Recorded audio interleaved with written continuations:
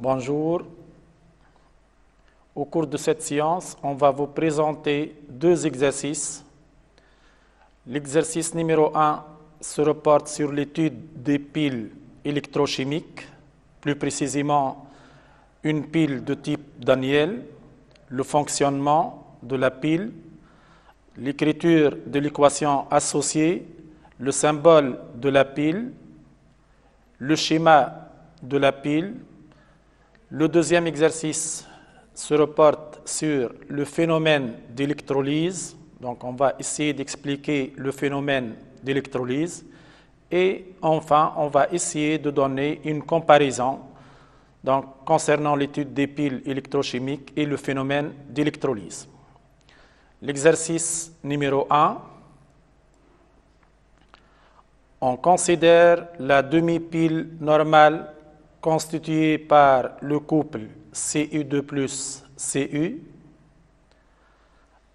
À l'aide d'un pan salin constitué d'une solution gélifiée de chlorure de potassium, on relie cette demi-pile à la demi-pile constituée par le couple Sn2 plus Sn, elle aussi normale. On dénomme cette pile A. Le potentiel standard d'électrode du couple Cu2 plus Cu est E0 Cu2 plus Cu égale 0,34 volts. La première question, que signifie demi-pile normale? La réponse, pour les demi-piles Mn plus M, normale signifie que la molarité en ion Mn plus égale 1 mol litre moins 1.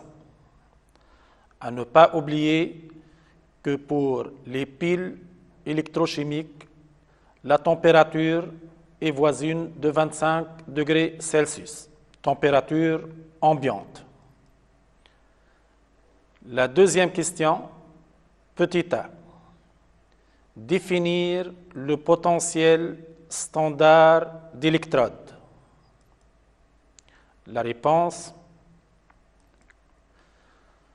le potentiel standard d'électrode d'un couple Mn plus M, noté E0 Mn plus M, est égal à la différence de potentiel en circuit ouvert entre l'électrode métallique placée à droite et l'électrode normale à hydrogène lorsque la concentration en ion Mn+, est égale à 1 mol litre moins 1, c'est-à-dire lorsque la fonction des concentrations pi est égale à 1 mol litre, plutôt lorsque la fonction des concentrations pi est égale à 1. La question B, représenter le schéma de la pile qui traduit cette définition. La réponse, donc le bécher numéro 1 contient le bécher numéro 2, le pan salin. Donc dans le bécher numéro 1, c'est la demi-pile normale à hydrogène, le gaz dihydrogène, la pression en dihydrogène est égale à 1 atmosphère, la concentration en ion H3O+, égale 1 mol litre moins 1, le fil de platine, et là, on a du platine platiné. Dans le deuxième bécher, le bécher qui se trouve à droite, on introduit l'électrode métallique. Donc, le métal La concentration en ion Mn+, est égale à 1 mol litre moins 1. C'est la définition qu'on a donnée tout à l'heure. La troisième question. La borne négative de la pile A est la lame d'étain. La différence de potentiel entre les lames de cuivre et d'étain lorsque la pile ne débite pas est 0,48 volts. La question A. Que représente la valeur 0,48 volts? La réponse 0,48 volts représente la valeur de la force électromotrice de la pile. Donc notez FEM, E égale 0,48 volts. Comment peut-on la mesurer? C'est-à-dire, comment peut-on mesurer la force électromotrice d'une pile? La réponse, à l'aide d'un voltmètre branché aux bornes des deux lames, c'est-à-dire la lame de cuivre et la lame d'étain. Bon, on a la pile qui comporte deux compartiments. Dans chaque compartiment se trouve une électrode. Dans le compartiment de gauche se trouve l'électrode, la lame d'étain. Dans le compartiment de droite se trouve la lame de cuivre. Donc, au bord de ces deux lames, on branche le voltmètre. Il nous donne la valeur de la force électromotrice, E. La troisième question, petit a. Représentez le schéma de la pile A avec toutes les indications nécessaires. La réponse,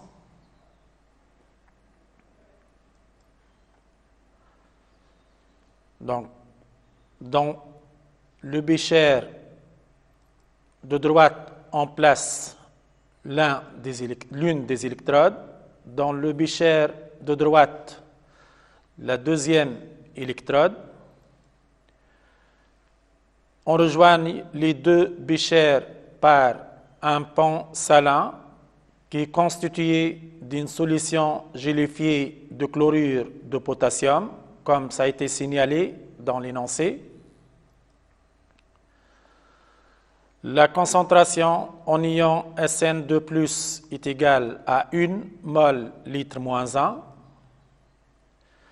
La concentration en ion C2+, est égale à 1 mol litre moins 1, puisqu'on a dit dans l'énoncé que les deux demi-piles, ce sont des demi-piles, donc chacune est une demi-pile normale, et on a expliqué que ça veut dire demi-pile normale.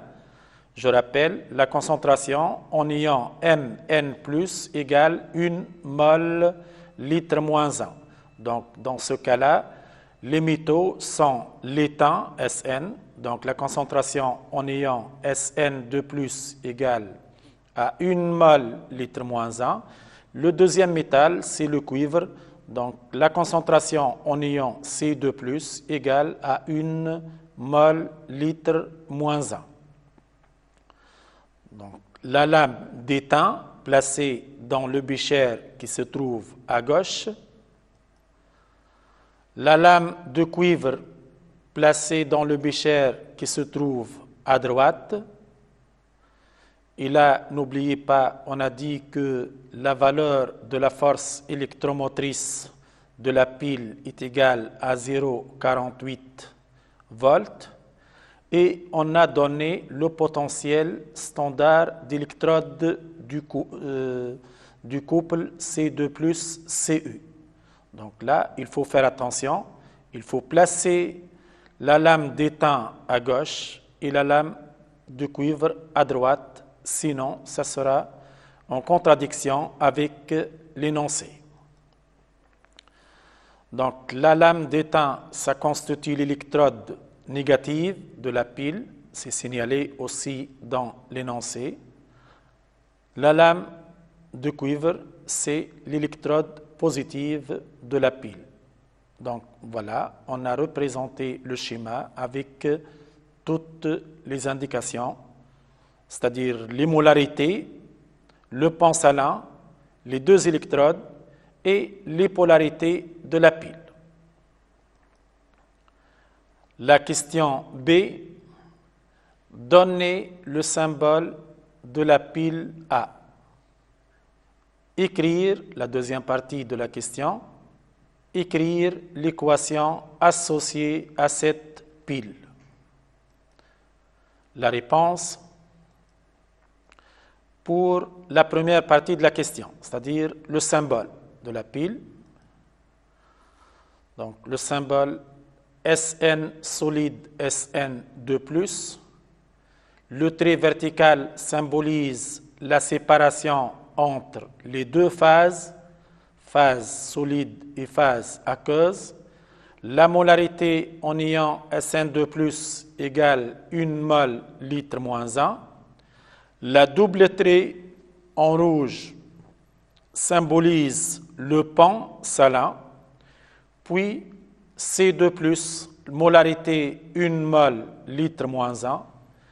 Par la suite, le deuxième trait vertical aussi, c'est la séparation entre les deux phases aqueuse et solide. Et enfin, on a Cu solide. La deuxième partie de la question, l'équation associée à la pile. Donc l'équation associée, Sn solide plus Cu2+ en équilibre avec Sn2+ plus Cu. Donc vous remarquez là que ce soit dans le schéma de la pile, ou bien le symbole, ou bien l'équation associée, dans les trois, l'étain se trouve à gauche. Même chose pour le cuivre, dans le schéma, ou bien dans le symbole, ou bien dans l'équation associée, le cuivre solide se trouve à droite. Quatrième question, petit a. Calculer le potentiel standard du couple Sn2+ Sn. La réponse, on a dit que les deux demi-piles, chacune d'elles est une demi-pile normale, et on a expliqué qu'est-ce que ça veut dire normal. Voilà, la concentration en ion C2+ est égale à la concentration en ion Sn2+ est égale à 1 mol litre moins 1.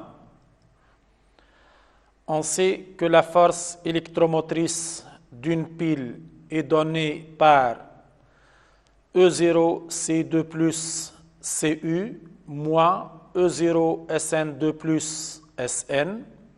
En effet, c'est aussi la deuxième partie moins 0,03 log de pi. Et comme les concentrations sont égales, donc pi est égal à 1, et dans ce cas-là, log de pi est égal à 0. Suite à cela, la force électromotrice de la pile se réduit uniquement à cette expression qui est donnée E égale E0 C2+ Cu moins E0 Sn2+ Sn. Donc, ce qu'on cherche, c'est le potentiel standard d'électrode du couple Sn2+ Sn. E0 Sn2+ Sn est égal à E0 C2+ Cu moins E. C'est égal. Le potentiel standard du couple C2+ Cu est donné, 0,34. La force électromotrice de la pile est égale à 0,48.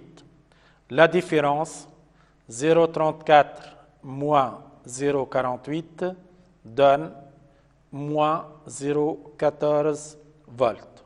Donc, le potentiel standard du couple SN2 plus SN et E0 SN2 plus SN égale moins 0,14 volts.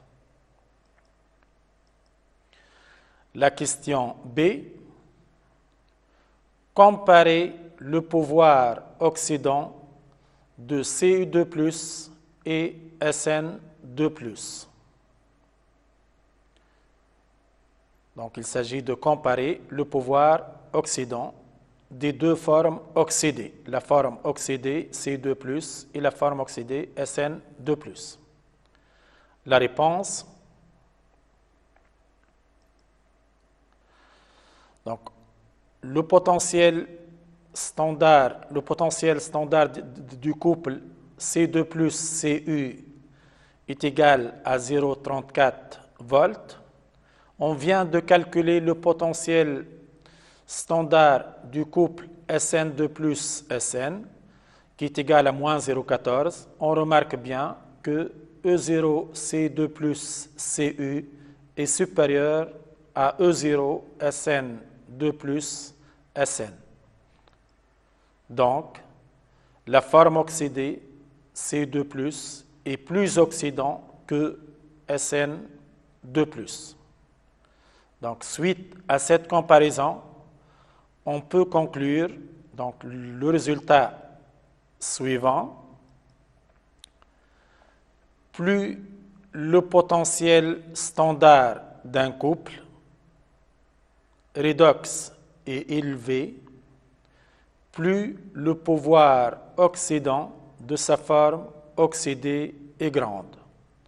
Donc, dans le cas général, si on a un couple Mn plus M1 plutôt, M1, N plus M1, et un deuxième couple M2, N plus M2, donc lorsque le potentiel standard du couple M1, N plus M1 est supérieur au potentiel standard du couple M2, N plus M2, alors on dit que la forme oxydée Mn plus est plus oxydante que la forme oxydée M2N plus. La cinquième question, petit a. Écrire les équations des réactions aux électrodes. La réponse, au niveau de l'électrode de cuivre. À ne pas oublier que l'électrode de cuivre, c'est la borne positive de la pile. Lorsqu'on a représenté le schéma de la pile, je rappelle, la borne positive de cette pile qu'on a dénommée A, c'est l'électrode de cuivre, et sa borne négative, c'est l'électrode d'étain. Donc, au niveau de l'électrode de cuivre, se produit la réaction suivante. Donc, les ions C2+, sont réduits en cuivre solide. C2+, plus 2 électrons donne Cu solide. Donc, on voit bien que le nombre d'oxydation est passé de plus 2 dans l'ion Cu2+, à 0 dans le cuivre solide Cu, diminution, donc il s'agit bien d'une réduction. Donc, au niveau de l'électrode de cuivre, se produit une réduction. Au niveau de l'électrode d'étain, qui n'est autre que la borne négative de la pile A, se produit la réaction Sn solide donne Sn2+, plus 2 électrons. Là, normalement, c'est plus 2 électrons et non pas un électron, c'est plus 2 électrons.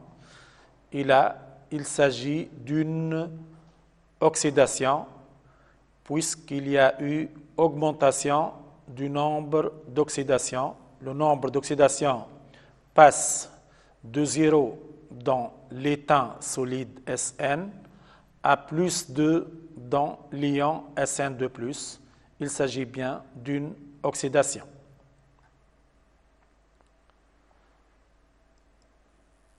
La question B. En déduire l'équation de la réaction spontanée lorsque la pile débite du courant. Donc, il s'agit de l'équation lorsque la pile fonctionne, c'est-à-dire lorsque la pile débite du courant. La réponse,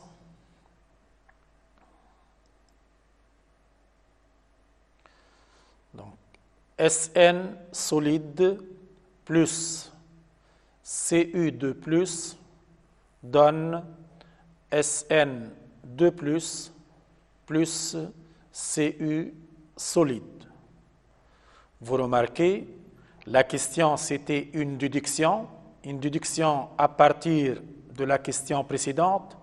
La question précédente, on demande d'écrire les équations au niveau des électrodes et là, la déduction, on remarque bien que l'équation spontanée n'est autre que la somme des équations qui ont lieu au niveau des électrodes. Puisque pour ces équations-là, on a vu que l'étain Sn s'est transformé en Sn2+, en libérant 2 électrons. Et au niveau de l'électrode cuivre, les ions cuivre 2, Cu2+, ont capté 2 électrons pour se transformer en métal cuivre solide. Donc, c'est le bilan. Là aussi, vous pouvez remarquer que puisque la valeur ou bien le signe de la force électromotrice, la FEM de la pile est positive, n'oubliez pas que la valeur de cette force électromotrice est égale à 0,48 volts. Donc, la réaction spontanée est la réaction directe de l'équation associée. Donc, on peut conclure qu'on peut répondre à cette question, que ce soit en écrivant les équations au niveau des électrodes, ou bien parfois on parle des demi-équations, les demi-équations au niveau des électrodes, puis le bilan de ces 2 équations, c'est l'équation spontanée, ou si on connaît le signe de la force électromotrice, on revient à l'équation associée et la réaction spontanée n'est autre que la réaction directe de l'équation associée. Là aussi, on peut aussi répondre si on connaît la valeur de la constante d'équilibre relative à l'équation associée et on connaît les concentrations des ions, il suffit de calculer pi, la fonction des concentrations, et de comparer la valeur de pi à celle de k. C'est ce qu'on a vu au début dans les chapitres précédents, la condition, ce qu'on appelle la condition d'évolution spontanée. Si la valeur de pi est inférieure à celle de k, c'est la réaction directe qui est spontanée. Et on entend par le mot direct, par convention, c'est la réaction qui se passe de gauche vers la droite. Si la valeur de pi est supérieure à celle de k, donc c'est la réaction inverse qui se produit. Et la réaction inverse, c'est celle qui se produit de la droite vers la gauche. Donc si vous voulez en résumer, vous pouvez répondre à la question B de 3 façons. Ou bien en utilisant les équations qui ont lieu au niveau des électrodes. Le bilan de ces équations-là, c'est l'équation spontanée, l'équation de la réaction spontanée. Si vous connaissez la valeur de E, donc suivant le signe, si E est positive, la réaction spontanée est la réaction directe de l'équation associée. Si le signe de E est négatif, la réaction spontanée est la réaction inverse de l'équation associée. Sinon, si on connaît la valeur de K, on calcule la fonction des concentrations et on fait la comparaison, comme je viens de le dire. Voilà. La question C, indiquer le mouvement des porteurs de charge dans le pan salin et dans les fils. La réponse,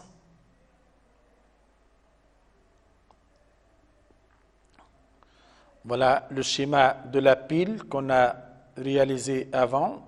Dans le bécher de droite se trouve l'électrode de cuivre. Dans le bécher de gauche se trouve l'électrode d'étain. Le pan salin. On relie les deux électrodes par des fils à travers un dipôle passif, un résisteur. L'électrode ou bien la lame d'étain, c'est la borne négative de la pile. La lame de cuivre est sa borne positive. On sait que les électrons circulent de la borne négative vers la borne positive à travers le circuit extérieur. Donc, le circuit extérieur, voilà, les électrons circulent de la lame d'étain vers la lame de cuivre. Donc, on dit là que les porteurs de charge dans les fils sont les électrons.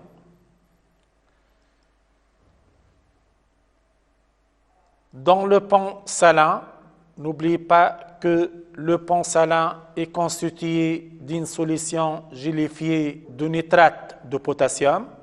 Donc, lorsqu'on dit solution gélifiée de nitrate de potassium, donc ça contient les ions potassium K+, et les ions nitrate NO3-.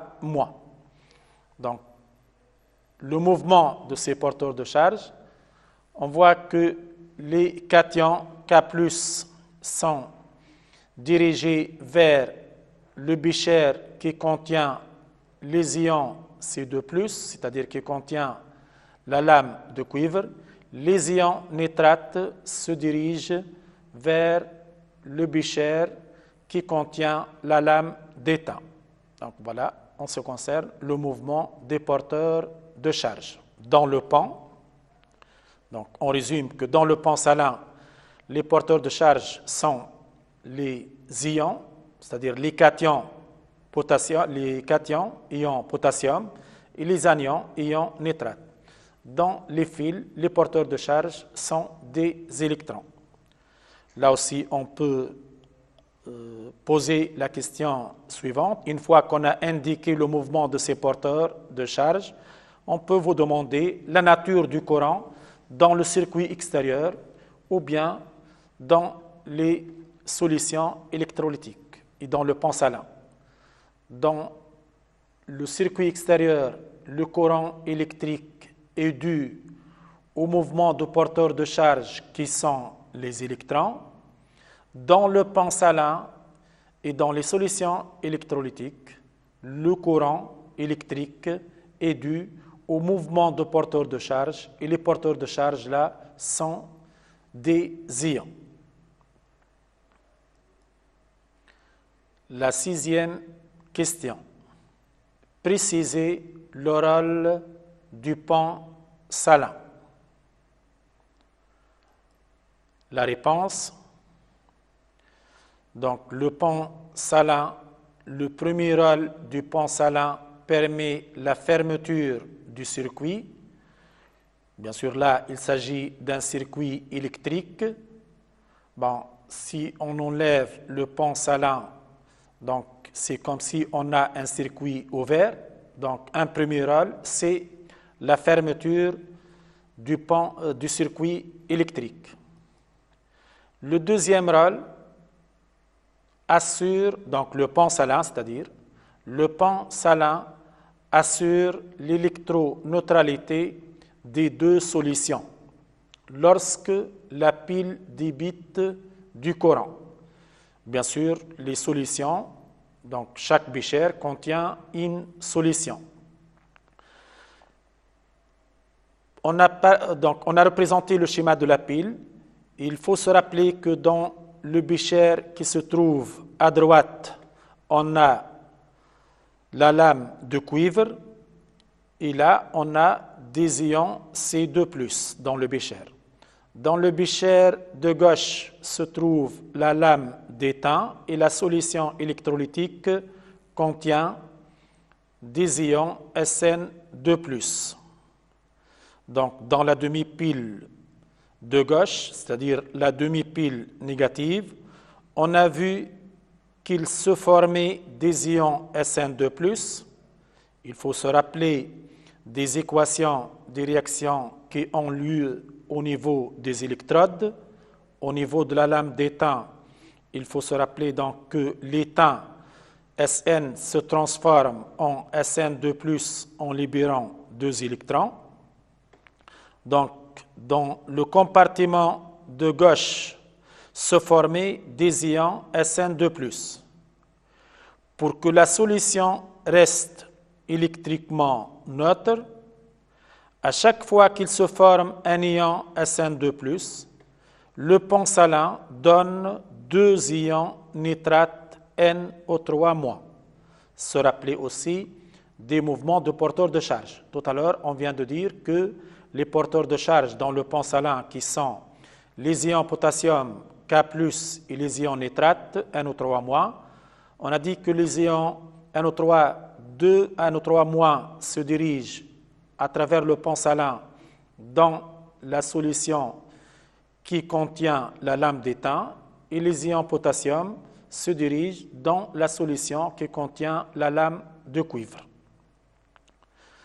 Dans la demi-pile positive, on a vu qu'il y avait consommation d'ions C2+.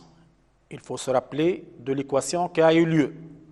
On a dit, au niveau de l'électrode de cuivre, les ions C2+ captent 2 électrons et se transforment en cuivre métallique, Cu. Donc, il y a consommation d'ions C2+. Grâce au pont salin qui donne 2 ions potassium K+, pour compenser la consommation d'un ion C2+.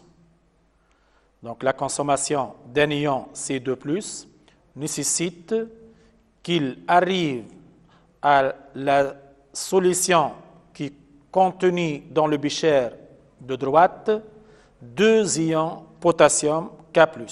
Et par suite, la solution reste électriquement neutre. Voilà, si vous voulez, comment ce pont salin assure l'électroneutralité des solutions lorsque la pile débite du courant. La 7e question. Calculer la valeur de la constante d'équilibre K relative à l'équation associée. La réponse: l'expression de la force électromotrice de la pile est donnée par cette relation E égale E0 moins 0,03 log de pi, que représente E0, ce n'est autre que E0 du couple C2+ Cu moins E0 du couple Sn2+ Sn. À l'équilibre dynamique, la force électromotrice s'annule, Donc, la pile ne débite aucun courant, I est égal à 0, et à cet instant-là, pi à l'équilibre n'est autre que K. Donc, dans cette expression, on remplace E par 0. Donc, 0 égale à E0 moins 0,03 log de K. Par suite, donc, ça sera E0 égale à 0,03 log de K. Log de K est égal à E0 sur 0,03. Et comme il s'agit du log décimal, alors K sera égal à 10 à la puissance E0 sur 0,03. La valeur de E0 étant égale, la valeur de E0 est égale à 0,34 moins, entre parenthèses, moins 0,14, ça devient donc 0,48, puisque il faut se rappeler que E0 est égal à E, puisque les demi-piles sont des demi-piles normales. Donc, ça sera 10 à la puissance 0,48 divisé par 0,03, c'est 10 à la puissance 16. Vous voyez là que la constante d'équilibre est très grande. On peut dire que la réaction directe de l'équation associée est pratiquement totale. L'exercice numéro 2. Pour l'exercice numéro 2, on va essayer donc d'expliquer le phénomène d'électrolyse.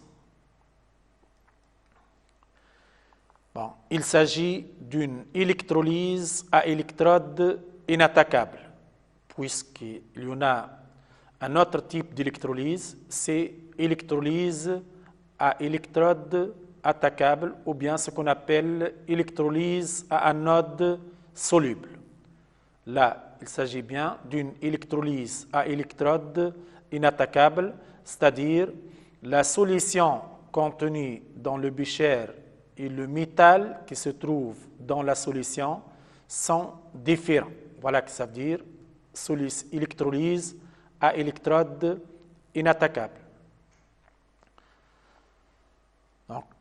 L'électrolyse d'un volume V solution Vs égale 100 ml d'une solution de chlorure de barium entre deux électrodes inattaquables de carbone graphite conduit à la réaction modélisée par l'équation suivante. Ba2 plus 2Cl- donne Cl2 plus Ba solide. Donc on voit bien que la solution de chlorure de barium contient les ions barium Ba2+, et les ions chlorure Cl-. Les concentrations initiales en ions barium et ions chlorure sont respectivement C1 égale 0,10 mol litre moins 1. Donc C1 n'est autre que la concentration en ion barium, puisqu'on a dit respectivement, c'est-à-dire le barium concentration C1 et ion chlorure concentration C2. Et C2 égale à 0,20 mol litre moins 1.